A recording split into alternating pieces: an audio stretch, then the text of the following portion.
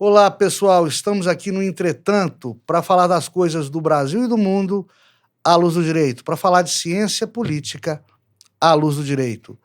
Dê o seu like, clique na sinetinha, inscreva-se no canal.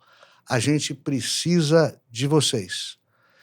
E hoje nós vamos falar sobre o escândalo da ABIN, do funcionamento da Agência Brasileira de Inteligência durante o governo Bolsonaro, sobre o princípio da transparência aplicado ao funcionamento da arapongagem brasileira e sobre as contratações e indicações do governo Lula.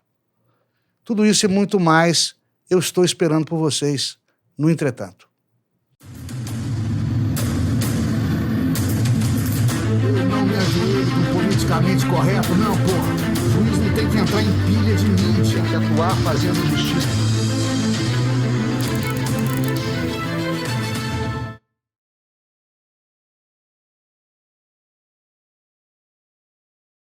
Gente, desde que o mundo é mundo, as nações possuem exércitos, um corpo diplomático e um serviço de inteligência. Tudo isso muda de nome conforme a cultura e a época dos povos. Mas é invariável sempre a necessidade de um governo se resguardar com armas, conversa e informações. Aliás, as duas últimas, a conversa e as informações, essas duas últimas costumam evitar que os estados tenham que se valer das armas e fazer guerras. Serviços de informação e corpos diplomáticos eficientes economizam vidas e muito dinheiro. E a gente não pode esquecer aqui que a guerra é um péssimo negócio para todo mundo em todo o planeta. Corpo diplomático, desse o nome que se der, né? Embaixadores, ministros das Relações Exteriores, né? Eles são responsáveis por alinhavar interesses entre estados distintos, né? Propiciando um comércio externo mais seguro, mais vantajoso, né? E uma melhor adequação do funcionamento da nação, que esses membros do corpo diplomático representam, com o funcionamento global dos outros países, entre os outros países do planeta. E o serviço de informação, de inteligência, que pode ser chamado de serviço secreto, né?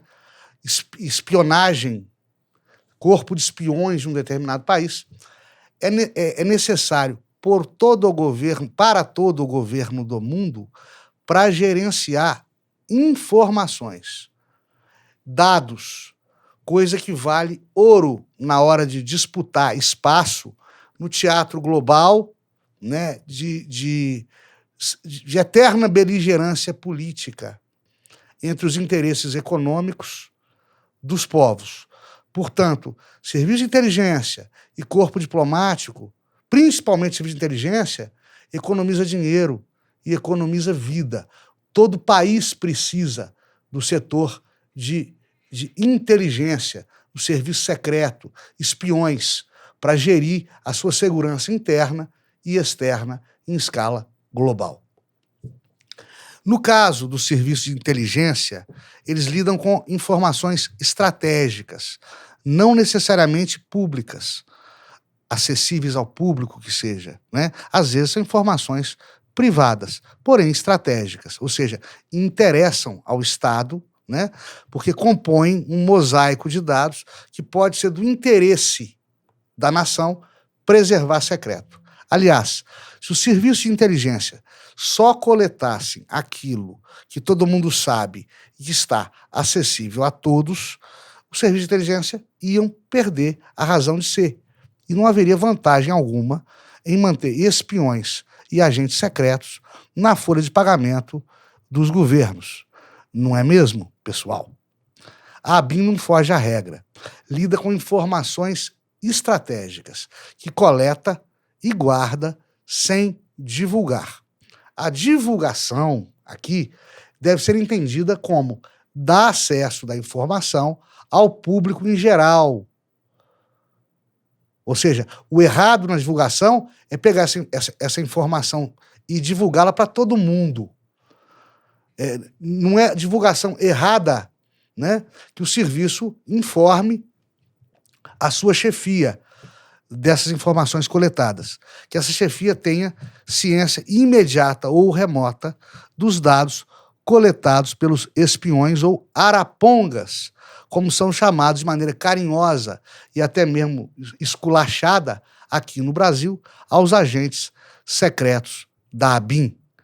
O que a polícia, o que a Polícia Federal está investigando, a mando do ministro Alexandre de Moraes, que é o magistrado competente para todos os inquéritos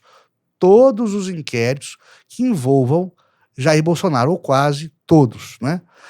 O que a Polícia Federal está investigando a mando do ministro Alexandre é a utilização da ABIN durante o finado governo do bom capitão para especulação política e deletério pessoal do clã do ex-presidente. Quando eu chamo Jair Bolsonaro de ex-presidente, me vem logo engulhos, porque isso é contra a regra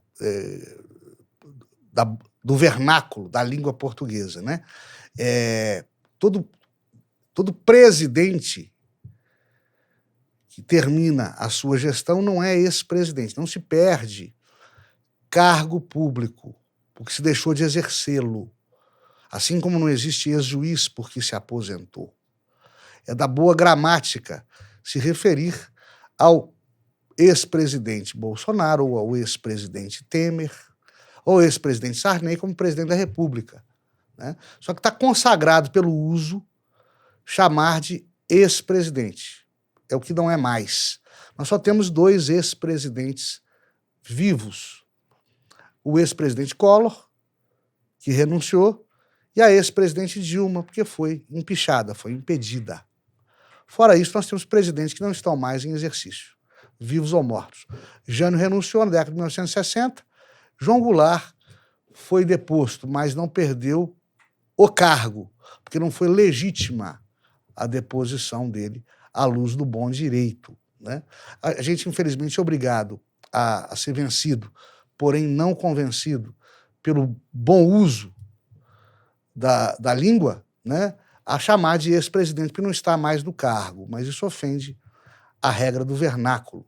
Eu só me recuso, terminantemente, a chamar presidenta Dilma Rousseff, porque aí já agride demais, né, a língua portuguesa. Ninguém chama estudante do gênero feminino de estudanta. Eu, como disse em outras palavras, a minha querida ex-professora Carmen Lúcia, com outras palavras, eu amo demais a língua portuguesa para usar a palavra presidenta, mas sou obrigado a usar aí ex-presidente porque facilita a comunicação e está consagrado pelo uso. Vencido, mas não convencido. Voltando à ABIN e ao Bolsonaro, é muito difícil, na prática, discernir o que é interesse público e o que é interesse privado de um presidente da República no exercício do cargo. Eu entendo, particularmente, que tudo que se refira à vida pública, direto ou indiretamente, que se refira à vida pública do gestor da nação, interesse também a esta última, a nação, porque afeta a governabilidade de maneira direta ou indireta também. Nesse idêntico sentido, o monitoramento de autoridades sempre fez parte da rotina de agentes de serviços de inteligência. Pessoal, monitorar não é investigar. Monitora-se preventivamente e, às vezes, para o bem, né, as autoridades e as pessoas a ela conectadas. Por outro lado, investiga-se alguém por algum meio ligado à prática de algum crime. Esses conceitos, ou seja, aqui eu estou monitorando por interesse estratégico, aqui eu estou investigando porque a pessoa está ligada por um jeito ou por outro à prática de crime. Esses conceitos e diferenças são técnicos e não subjetivos. Entenda, não é a minha opinião, é o que é. Eu, por exemplo, como magistrado, sou monitorado o tempo todo pela polícia ou pela minha própria instituição de origem, para a minha própria segurança e a do povo. Enquanto eu sou monitorado, eu sou um alvo para os meus anjos da guarda, por mais estranho que isso possa parecer. Se, por outro lado, eu estivesse sendo investigado, seria um suspeito dentro de um inquérito instaurado, em segredo de justiça ou não. Isso tudo me lembra o caso Watergate, do então presidente da República dos Estados Unidos, Richard Nixon. Jornalistas descobriram, no começo da década de 1970, no gabinete do Partido Democrata americano, grampos telefônicos clandestinos, conforme a tecnologia rudimentar da época, né? E descobriu-se também que homens do gabinete do presidente Nixon, que era do partido adversário, republicano, os servidores do Nixon eram responsáveis por esses grampos telefônicos. Foi um escândalo sem precedentes, porque o que a opinião pública detectou, né, foi que Nixon se valia dos seus arapongas para interesses político-partidários e não para a defesa dos interesses da nação norte-americana. E ele foi obrigado a renunciar para que não fosse sofrer impeachment. No caso de Nixon, ele mandava grampear adversários políticos para saber a quantas andava o partido adversário, o Partido Democrata, para com isso viabilizar vitórias eleitorais sobre esses seus oponentes. Quer dizer, era interesse de Richard Nixon, pessoa física, pessoa natural. E o escândalo foi esse. Monitorar pessoas públicas, por motivos também públicos, por sua vez, não é errado, não está errado, porque você não está investigando essa pessoa pela prática de crime. Você está procurando conhecer essa pessoa. Tem um livro muito interessante do Romeu Tuma Júnior. Foi político, filho do delegado Romeu Tuma, que também se tornou político, finado Romeu Tuma pai, né? Esse livro chama-se Assassinato de Reputações. Romeu Tuma Júnior, com a sua experiência como policial federal que foi, né? Ele explica muito bem a diferença entre monitoramento e investigação.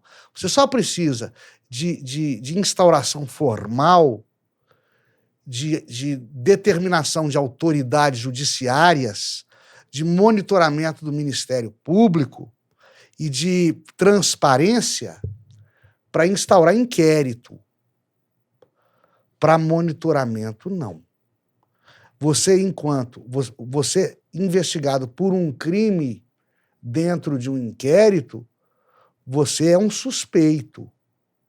E aí você passa a ter uma série de direitos.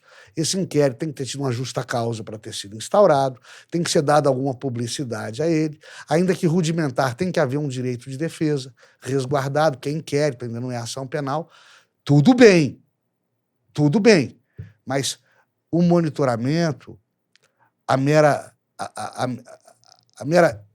investigação extra-autos, oficiosa, o mero uso do tirocínio policial para averiguar hipóteses, este tipo de atividade, segundo Romeu Tuma Júnior e segundo todo mundo que entende da área, não precisa de deflagração oficial, de pontapé inicial. Isso vai do tirocínio e do senso de oportunidade do profissional de segurança pública, inerente à atividade policial. E você fala em alvo, não fala em indiciado. Suspeito no inquérito será indiciado, é o indiciado. A pessoa monitorada, sem papel, sem nada oficial, ela ainda é um mero alvo. E se estão sondando as vidas pública e privada dessa pessoa. Se o objeto dessa sondagem e os dados coletados por esta sondagem não forem levados a público, não há nada de equivocado nisso, não há nada de ilegal nisso, não há nada de irregular nisso. Porque há uma presunção de que essa atividade está resguardada pelo interesse público, ainda que remoto. É por isso que o caso desse atual escândalo da ABIN, até aqui, difere do caso Watergate. Por falar em segredos, os arapongas da ABIN, assim como os espiões e agentes secretos, todo mundo, eles xeretam mesmo a vida privada das pessoas ligadas aos governos. Porque essa vida privada pode influenciar o preço do petróleo, a inflação, a camada de ozônio e até pode deflagrar guerras. Vide aquele exemplo clássico mesmo, da Ilíada de Homero, que conta a história de Helena e a guerra de Troia. A coisa toda é mitológica e histórica, vocês estão vendo, né? A vida privada nos guia também na esfera pública e no exercício do poder político. E a coleta de informações sigilosas nada tem de ilícita, porque a coleta é secreta e a informação não pode ser divulgada. Se você tem ou teve alguma formação militar, vai saber disso que eu vou falar aqui. Ou mesmo você não teve essa formação militar. Se nisso você for um neófito e ignorante, mas ainda assim assistir filmes de espionagem em guerra, vai saber e se lembrar dos termos secreto, ultra secreto, em inglês top secret, ou o brasileiríssimo reservado, conteúdo reservado. Nesse caso, o conteúdo das informações que são a matéria-prima dos serviços de inteligência, não pode esse conteúdo ser divulgado. Coletar as informações, vou repetir aqui, sob o risco de ser chato, coletar essas informações não é ilícito. Ilícito é divulgar essas informações. Por isso é ridículo pensar em lei de transparência ou em prestação de contas da ABIN ou de qualquer outra agência de espiões do mundo acerca das suas atividades, que são e têm que ser secretas e clandestinas, pela própria razão de ser desse serviço e destas instituições. Vou trocar em miúdos então, tá, pessoal? Tentar descobrir detalhes da vida pública e privada de pessoas para resguardo de interesses estratégicos não é crime. É simplesmente o Estado funcionando como o Estado deve funcionar.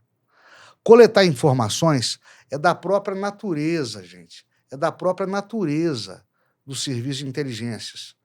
E não é possível dissecar essas atividades como se a gente estivesse expondo, dissecando uma licitação, prestando contas ao Congresso Nacional, abrindo audiências públicas. As informações são estratégicas, ainda que coletadas da vida privada das pessoas. E elas devem ser, por isso mesmo, reservadas, sigilosas, secretas. Se a ABIN peca ou pecou ao monitorar ministros do STF, deputados da oposição a Bolsonaro ou políticos do PT, o erro da ABIN, até aqui, pelo que se sabe, foi deixar vazar o monitoramento, não a atividade de coleta de dados em si, intrinsecamente considerada. É imprescindível essa atividade para a garantia da governabilidade democrática. E essa atividade não se opõe, em hipótese alguma, por si só, ao Estado democrático de direito. O ponto aqui está sendo todo ele o seguinte: segundo a acusação, segundo as suspeitas, Bolsonaro teria utilizado a ABIN através do seu superintendente Alexandre Ramagem, hoje deputado, teria utilizado a ABIN para interesses particulares, como Nixon fez no Watergate, ok? Não se tem nem indício dele até aqui, até hoje, 28 de janeiro de 2024, quando esse programa está sendo gravado. Não se tem sequer indício disso até aqui. Não quer dizer que amanhã ou depois não tenha. Não há santos no panorama político brasileiro. Não há santos no reino da Dinamarca, nem no reino do Brasil, né? O que a gente não pode falar é em desvio de finalidade só porque pessoas públicas são monitoradas. Se coletam dados dessas pessoas públicas. Uma vez que o que é proibido é a divulgação desses dados. E adquirir dados, adquirir informações, adquirir conhecimento não é crime. O fato de se saber o que fulano ou beltrano comeu no café da manhã, o fato de se saber se fulano ou beltrano está devendo banco, foi negativado, está no SPC, pode a princípio não ser relevante do ponto de vista da administração pública. Por outro lado, coletar essa informação nunca é demais, não faz mal e nem configura a prática de qualquer ilícito. Nós temos que preservar o princípio da boa-fé como regra geral e só se pode acusar ao gestor público da nação por desvio de finalidade se essa finalidade esdrúxula, extravagante, estranha ao exercício da função pública ficar efetivamente demonstrada. Eu já falei aqui várias vezes que vão acabar colocando Jair Bolsonaro na cadeia. Não porque ele a mereça, mas porque isso virou uma prática corriqueira, infelizmente, na América Latina e, sobretudo, no Brasil.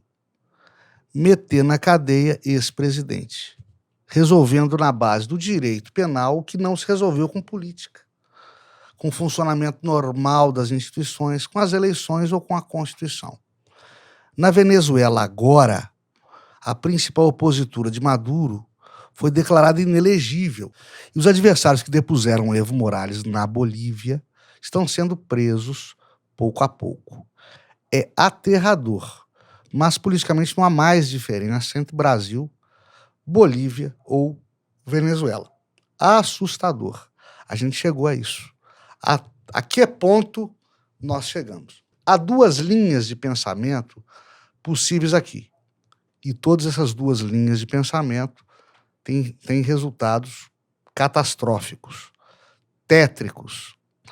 Ou há perseguição política e ideológica em pleno século XXI, algo inacreditável, mas típico de terceiro mundo, ou desumanizaram de vez a classe política, como os nazistas fizeram com os judeus durante a Segunda Guerra Mundial e mesmo antes.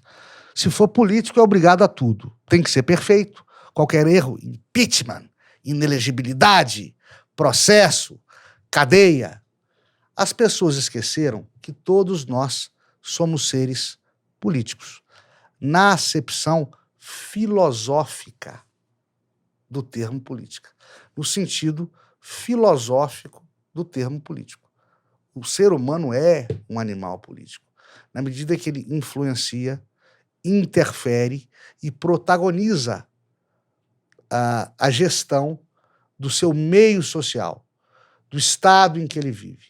Só que o político partidário, né, o político que vive de eleições, mandatos, função pública, ele deixa de apenas pensar política, ele deixa de apenas votar para ser votado.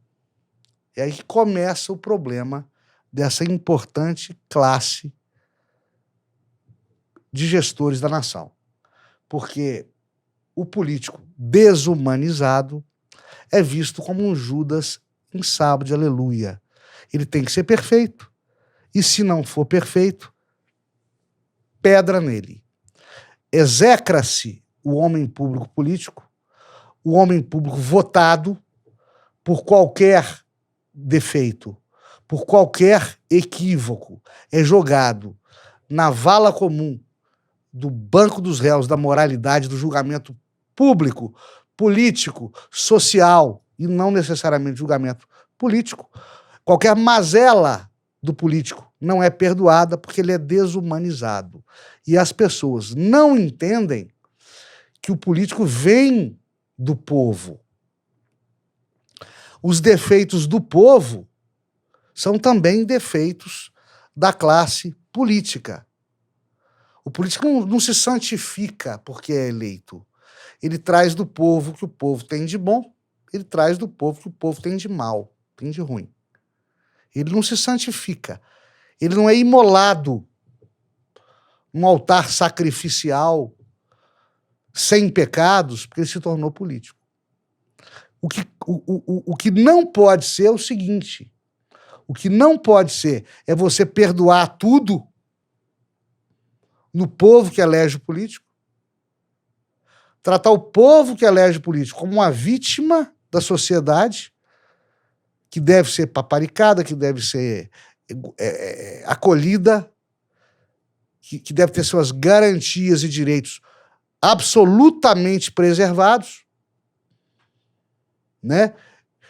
Ficar indene, ficar forra, ficar livre de críticas à população, porque tudo é politicamente incorreto, porque a população tudo pode, mas o político, eis o aspecto contraditório disso tudo. O político que é eleito por essa população não pode errar. A população que elege o político fica livre para errar. O político eleito, a responsabilidade dele sufoca a sua humanidade, a sua falibilidade humana aos olhos de um povo intolerante. Por esses dias, pessoal, eu conversei com um amigo político, dos bons e dos muitos que eu tenho. Graças a Deus. A gente concordava que, a prosseguir essa cobrança detalhista sobre a vida pública e privada dos membros da classe política, com processo aberto por detalhe mínimo de prestação de conta. Ah, essa nota aqui, nota de 500, a despesa foi 600. Ou porque ia gastar dinheiro carimbado de verba pública com escola, mas gastou com creche. Ou porque nomeou para cargo de confiança alguém de confiança, mas que era primo do cunhado, do vizinho, da empregada, do amigo, ó, nepotismo. Ou porque dispensou licitação por despesa mínima que poderia ter sido licitada. Enfim, se continuarem com essa picuinha de procurar pelo em ovo, filigrana, questãozinha, enfim, se pegarem no pé do político para tudo, e por tudo implodir ou explodir a honra dos políticos, destruindo a reputação de homens e mulheres de bem, por conta da conta do chá, provocando inexigibilidade, pondo o político em cadeia por opinião pública, pondo o político na cadeia por fazer política. Prosseguindo as coisas desse jeito, corre-se o sério risco de, em pouquíssimo tempo, não se ter mais gente de bem disposta a fazer política, a concorrer a cargo público eletivo, a buscar compor governos para o bem do povo. A classe política, perseguida e desumanizada como está, dentro em breve, será composta somente por gente que, fora da política, nada tem, nada é e nada vale. E que busca, no cargo público, somente a satisfação das suas vontades ou o enaltecimento do ego. É chegada a hora da gente fazer uma séria reflexão sobre isso. O homem ou a mulher que abandona o recato da sua vida privada, né? O conforto da sua vida doméstica, o sucesso da sua profissão, né? A tranquilidade da sua carreira, para concorrer a cargos públicos, para o bem-estar do povo, para o bem comum, essa pessoa, em primeiro lugar, tem que ser admirada. Em primeiro lugar, tem que ser aplaudida. E só se demonstrado algum equívoco grave de caráter, algum equívoco grave junto à administração pública, algum defeito moral seríssimo que afete o exercício desta função pública, o exercício desse cargo público por parte do político ou da política eleitos, só com base nessa constatação efetiva, indiscutível, é que se vai poder questionar a honra, o caráter, né, ou a utilidade do exercício do poder político por parte dessa pessoa. Não é a qualquer crítica, por qualquer motivo, por qualquer deslize, se provocar a morte social, a morte moral, a lacração, o julgamento social que tem acontecido muito em redes sociais por causa da pessoa política. Pessoa essa que às vezes não está no dia bom, fala uma besteira numa entrevista, não está no dia bom, assina o documento errado, ou contrata o advogado errado, ou o contador errado, e deflagra problemas documentais, ou de administração, ou de prestação de contas. E por isso está na boca do povo, a sua família está para sempre denegrida, é obrigada a se resguardar, porque está sendo execrado a cada quarteirão, vai tomar tomate podre na cabeça se sair e for à mercearia, ou se for ao banco, ou se for à farmácia. Tem que andar de segurança, com segurança, não por medo da violência, mas por medo do eleitor. Ah, porque fez o quê? Está sendo acusado pelo Tribunal de Contas da União, ou falou mal de uma determinada minoria. Nós estamos escolhendo julgar de maneira inclemente e desumana a uma classe de brasileiros e brasileiras que, na regra, na normalidade,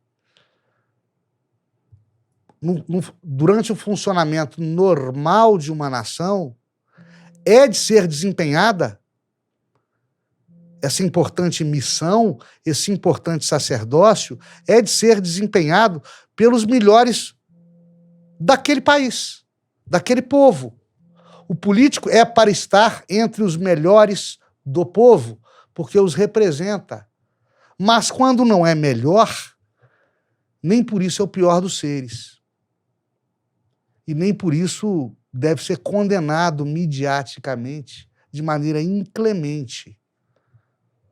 E sem que se leve em conta o fato de que todo ser humano que é falível, que é, comete erros. E ainda assim, e também o membro da classe política.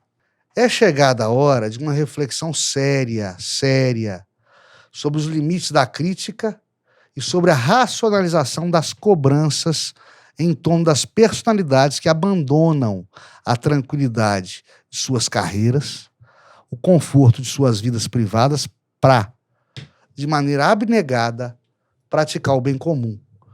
Se no curso desse sacerdócio essas pessoas cometem erros humanos, que cesse a impiedade, que se enxergue o político como um ser humano que, como tal, sempre haverá de ter seus pequenos pecados, que, se não devem ser esquecidos, podem ao menos ser relativizados em proveito de uma sociedade que deles dependa e haverá de depender sempre. Pessoal, fazer terra arrasada da classe política nunca fez bem a nenhuma sociedade, em nenhum tempo. Em nenhum tempo. Vou lembrar aqui da Revolução Francesa. Destruiu a França e entregou a França para o ditador Napoleão Bonaparte. Política é para gente séria, profissional, ainda que venha de outras carreiras e profissões. Afugentar os bons... Atenção, afugentar os bons candidatos à política séria é tumultuar o funcionamento da República, com evidente prejuízo para a população. Se todo mundo que for bom, todo mundo que tiver boas intenções, for bem preparado, né? tiver boas origens, se todo mundo correr da vida pública, fugir da vida pública, vai sobrar só gente infame. Vai sobrar só gente ruim para a política. É isso que eu chamo de fazer terra arrasada. Nós temos que parar com caça às bruxas. É claro, há por isso que transgridem gravemente as leis, né? Ferem de maneira contundente a administração pública, dão péssimo exemplo social e moral e devem, sim, ser criticados e processados e punidos justamente. Mas isso é uma imensa minoria da classe política. Você vê muito estardalhaço por pequenos defeitos, muito estardalhaço por pequenos problemas, muito barulho por nada, como dizia William Shakespeare. Pessoal, o governo Lula ressuscita a Rede Brasil de Cultura, a TV Cultura. E, na TV Cultura, o programa Sem Censura, outrora líder de audiência.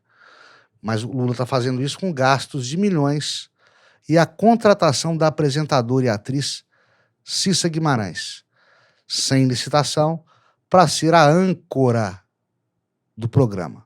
O salário dela, cerca de R$70 mil por mês, tem provocado algum barulho, muitas críticas.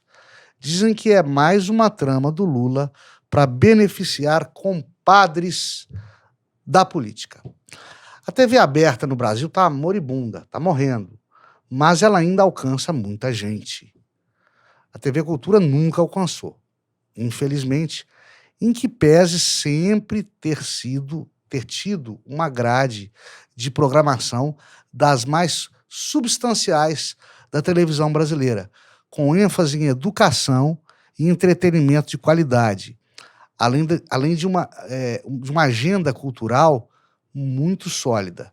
Só que ninguém vê a TV Cultura. Se a TV Cultura mostrasse só show de música sertaneja ou funk, teria audiência, mas aí ela ia concorrer com outras TVs abertas, por assinatura, streaming, enfim. Teria uma evidente derrota acachapante. Portanto, viva a TV Cultura, ainda que ela responda por irrisória fatia de mercado e seja prestigiada por poucos, porém bons. Já o programa Sem Censura foi um marco da TV brasileira e a Cissa Guimarães não precisava de licitação ou concurso público para ser contratada.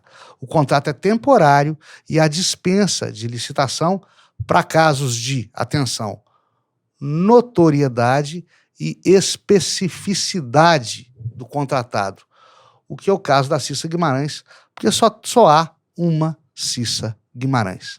Quanto ao salário dela, desculpe por dizer isso, vou pedir desculpa por dizer isso, em um país em que há dezenas de milhões de pessoas vivendo de salário mínimo. Desculpa, pessoal, mas artista do eixo Rio-São Paulo, global ou ex-global, ganhando R$70 mil por mês, não é nenhum escândalo, ganha muito mais que isso em um final de semana, às vezes, apresentando show de calouro, comercial de margarina ou participando de baile de debutante. R$70 mil por mês para Cissa Guimarães, eixo Rio-São Paulo, global, é dinheiro de pinga para Cissa Guimarães.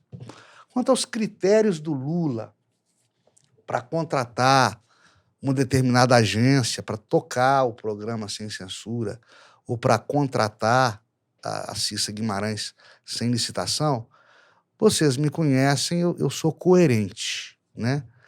Se há dispensa de licitação, fique à vontade o gestor para contratar quem ele deseja. Se o cargo de confiança, fica o gestor da nação à vontade para nomear ou indicar quem ele entende que seja de confiança para agregar, para assumir esse cargo.